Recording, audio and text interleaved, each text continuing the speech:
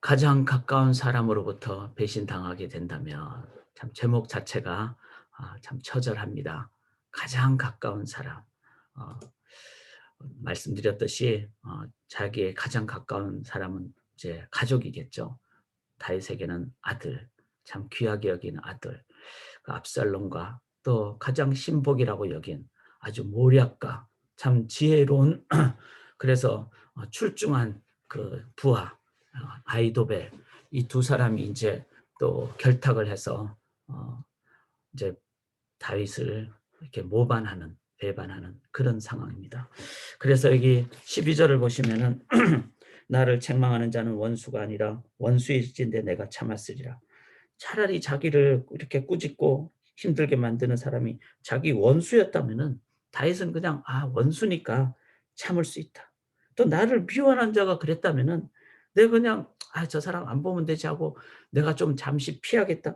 그렇게 할 수 있는데, 근데 이렇게 어렵게 하는 자가 원수도 미워하는 자가 아니라 바로 곧 너로다. 이 가까운 표현이잖아요. 바로 너다. 나의 동료, 나의 친구, 나의 가까운 친으로다. 13 절에 그렇게 나오죠. 같이 재밌게 의논하며 무리와 함께하여 하나님의 집 안에서 막 같이 그렇게 다니는데, 어떻게 보면은 한 교회 안이 될 수도 있고 또 이런 상황이 될 수도 있는 그런 그런 압살롬, 그런 아이도벨로부터 배반을 당했을 때 참 이제 가장 큰 배신감에 그 마음이 정말 무너지겠죠. 그런데 중요한 것은 다윗은 이런 상황을 소위 말해서 신세 한탄이잖아요. '내 인생이 왜 이런가? 나는 왜 이런가?' 근데 그거를 자기 스스로에게 안 했다는 거예요. 저는 이게 이 시편의 또 신앙인의 진정한 위대함이라고 믿습니다.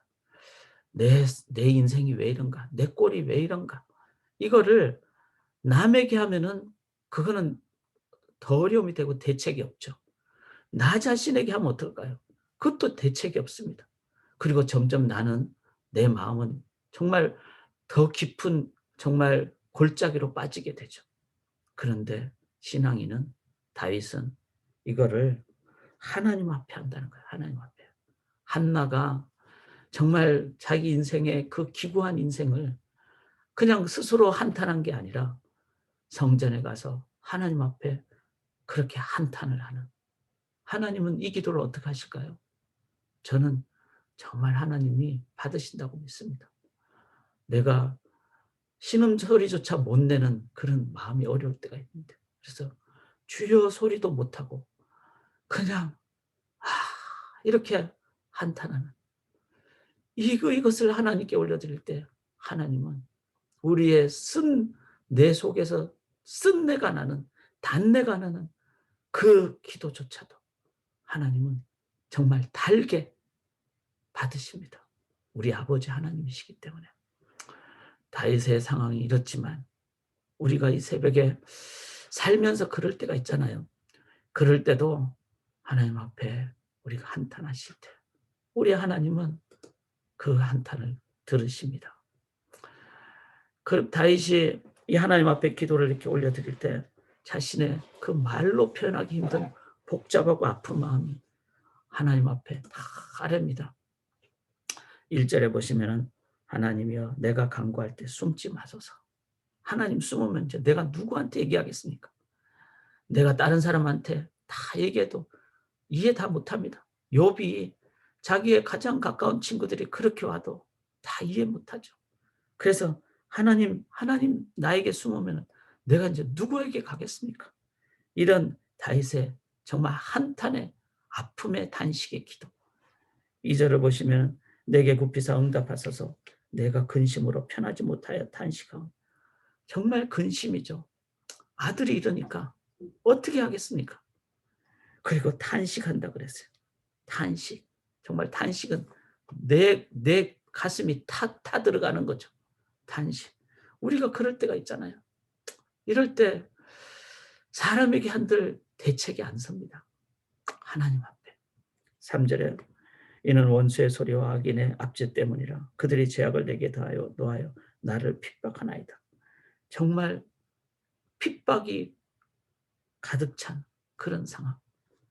4절에 보면 근데 그 원수 같은 자가 내 아들이고 내 신복이었다면 내 마음이 내 속에 심히 아파하며 정말 마음이 아프다 그러잖아요. 진짜 아픈 상황이고 사망의 위험이 내게 있다. 이거는 뭐죠? 내가 지금 거의 죽게 됐습니다. 정말 내 마음이 아파서 어떻게 보면 죽고 싶습니다. 아니면 내가 지금 죽은 상황입니다. 5절에 두려움과 떨림이 내게 이르고 공포가 나를 두렵고 떨려온 것이 커서 이제 막 공포 정말 공황장애 그 토로를 제가 들을 때 정말 힘든 상황임을 알게 됩니다. 정말 그 상황이 되면은 정말 터져버릴 것 같은 그런 상황. 6절에 보면은 나는 말하기를 만일 내게 비둘기같이 날개가 있다면 날아가서 편히 쉬리로다. 이게 뭐죠? 피하고 싶다는 거예요. 내가 날개가 있다면 나에게서 빨리 가서 도망가서 저 광야 아무도 없는 데 가서 그냥 머무르고 싶다. 이 피하고 싶을 때가 종종 있잖아요. 제가 여행을 좋아하는데 제 내면을 스스로 돌아봤을 때 왜 여행을 좋아할까? 좀 떠나고 싶은 거예요. 좀 피하고 싶은 거예요. 뭐 지금은 참 많이 훈련이 돼서 그렇지 않지만 과거에 제가 여행을 하고 싶다는 그 동기가 이런 다윗의 마음이었어요. 날아가서 좀 어디 광야에 좀 머무르고 싶다. 우리가 그런 때가 있죠. 8절에 보면은 내가 나의 피난처로 속히 가서 폭풍과 광풍을 피하리라. 정말 피하고 싶다.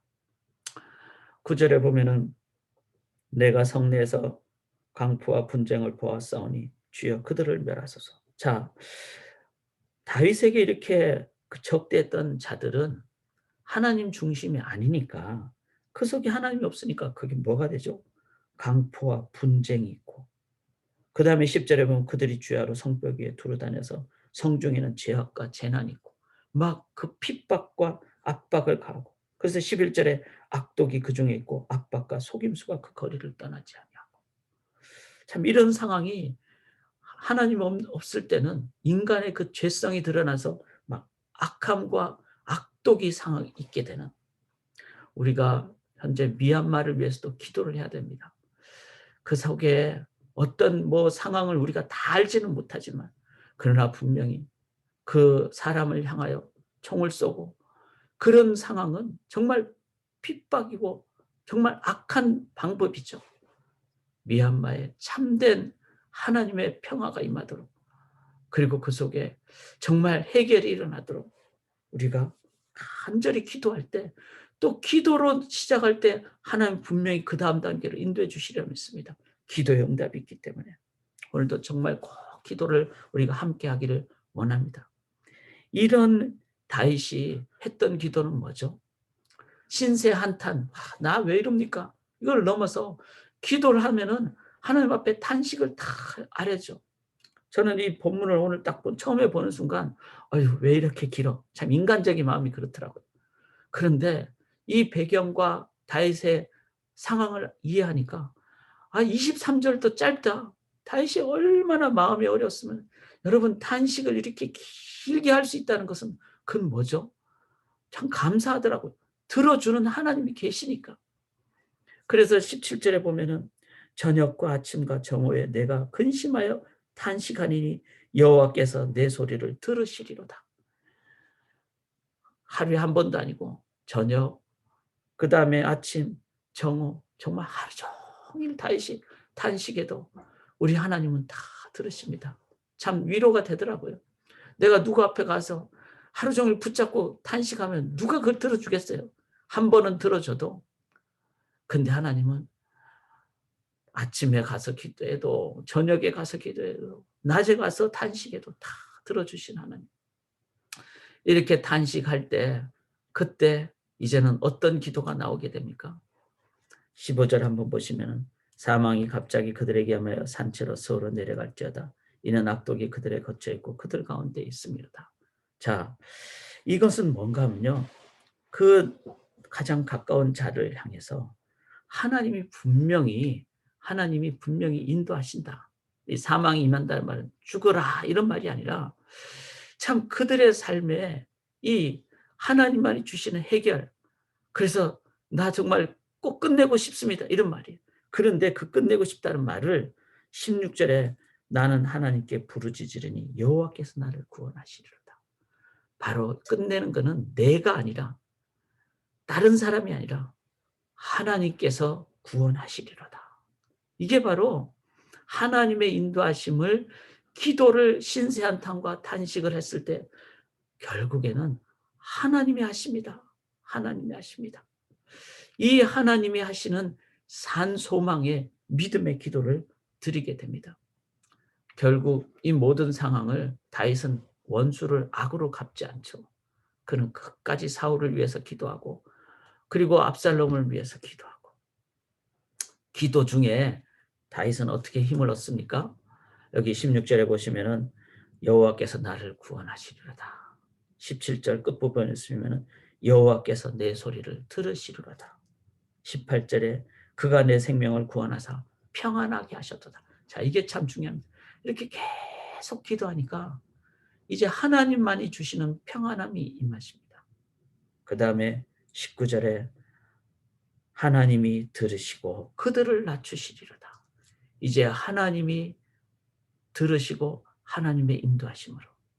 그리고 23절에 나는 주를 의지하리로다.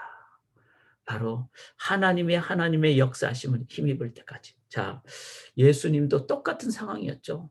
정말 그 예수님이 아무런 죄도 없으신데 자기를 죽이러 오는 그 로마 군인들 향하여 또 가룟 유다를 향하여 실은 우리들이 예수님을 죽였잖아요. 막 돌을 던지면서 바리새인들이 실은 우리를 대표하는. 그랬을 때 예수님 얼마나 마음이 힘드셨습니까? 그래서 겟세마네 동산에서 이 잔을 내게서 지나가게 없어서 신세 한탄과 탄식과 간구의 기도를 하고 그러나 내 뜻대로 마옵시고 주 뜻대로 하옵소서. 그리고 예수님은 하나님의 힘입었을 때 어떡합니까? 하나님의 방법대로 십자가를 지러 가십니다. 내가 그냥 가면은 아마 힘들었을 겁니다. 근데 기도하시니까 이제 가장 궁극적인 해결책인 예수님이 십자가 지심으로 하나님의 방법대로 구원을 이룩하셨습니다. 사랑하는 여러분, 기도는 그냥 한탄에서 끝나지 않습니다. 기도는 하나님의 능력으로 힘입습니다. 중간에 평안함을 주시고 그 다음에 하나님의 방법을 나를 통해서 쓰시고 내가 도구가 되고 그리고 하나님의 궁극적인 해결책으로 나아가게 될 줄 믿습니다. 우리의 삶에 이러한 상황이 되실 때 여기 13절에 보면은 참 압살롬 아히도벨은 나의 친구요 나의 가까운 친구였지만 그냥 인간은 그렇게 쉽지 않습니다. 근데 우리에게 참 친구가 있죠. 누구죠?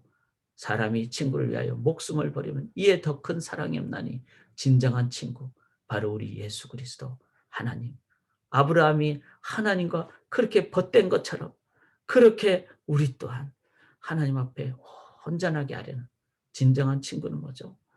교제하는 겁니다. 다 하려는 겁니다.